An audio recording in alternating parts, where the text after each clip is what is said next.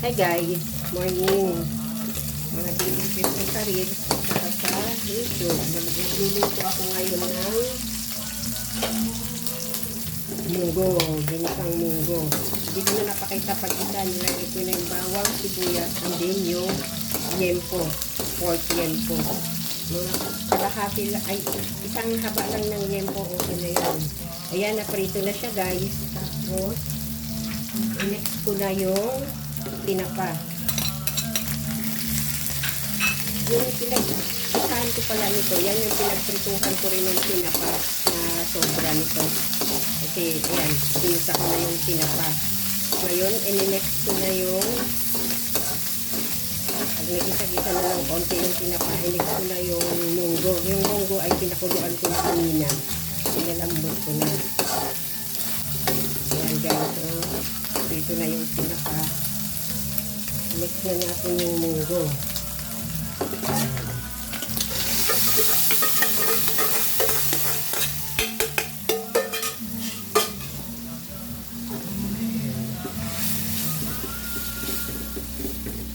Pakuluan lang natin siya ng konti.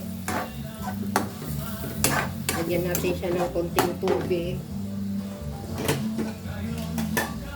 Siguro mga half glass lang ng water. Para ayoko kasi yung sobrang madaming sabaw. Yung lumalangoy, yung tama lang, yung naglalapot lang siya. Unti-unti paglagay nyo guys para matansya nyo.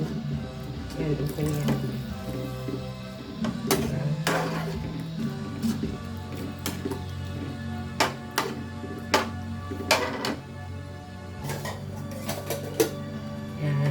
Guys, balikan natin siya pag kumulo.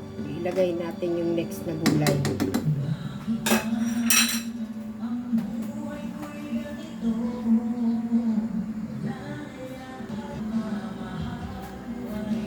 Ayan na mga BFF, kumukulo na siya.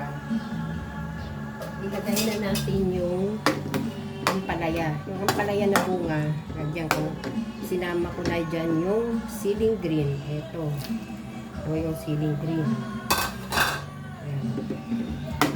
Tapos, timplahan natin siya ng paminta. Paminta lang muna ititimpla ko. Kasi as usual, yung apo ko na naman, bubukuran ko bago ko timplahan ng asin. Kasi bawal sa kanya ang salt. Paminta lang pwedeng panimpla sa kanya.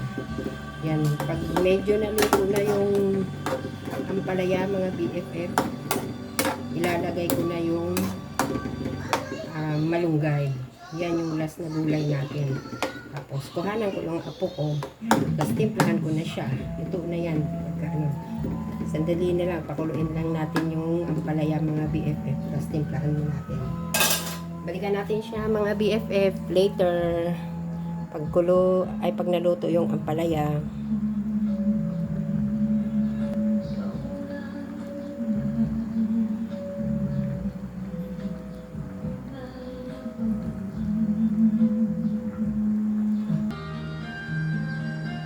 Ayan mga BFF, ilagay na natin yung gulay.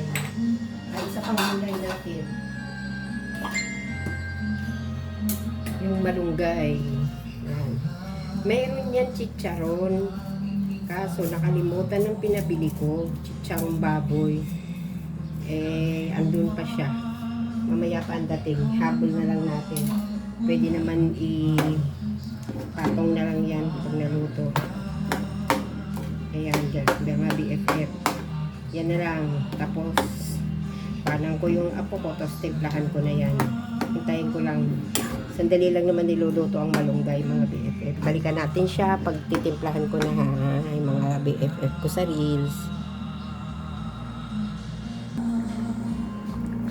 Ayan, mga BFF. Timplahan na natin siya. Nakuhanan ko na yung apo ko. Lagyan natin ng 1 teaspoon ng asin. Half teaspoon ng magic. Tinatansya ko na lang yan mga BFF. Yan. Yan na lang ang tunawin natin. Tapos luto na siya mga BFF. Balikan natin siya. Maglagay lang ako sa isang serving plate para makita nyo. Yung yung ano, chicharon ko ay ipatong ko na lang mamaya. Matagal pa uuwi yung pinabili ko. Mga bago pa mag-12. Kaya, salang ko na lang uli siya mamaya. Pakuluan. Pwede naman mga BF, hindi nalagyan na ng chicharon. Pwede rin namang, nasa choice nyo na yun kung anong gusto nyo. At yung sabaw, choice nyo na rin kung dagdagan nyo pa yung ganyang sabaw. Ako kasi gusto ko ganyan lang. Ayoko ng masabaw na munggo. Balikan natin siya mga BFF.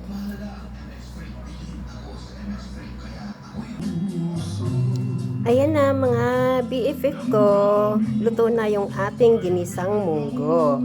Yan, chicharon na lang ang kulang. Pwede ko yan mamaya ilagay pagdating ng aking pinabili.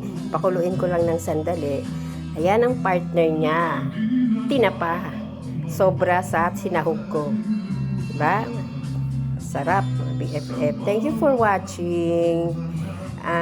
Follow me in my YouTube channel and Facebook Reels. Bye bye guys. Thank you.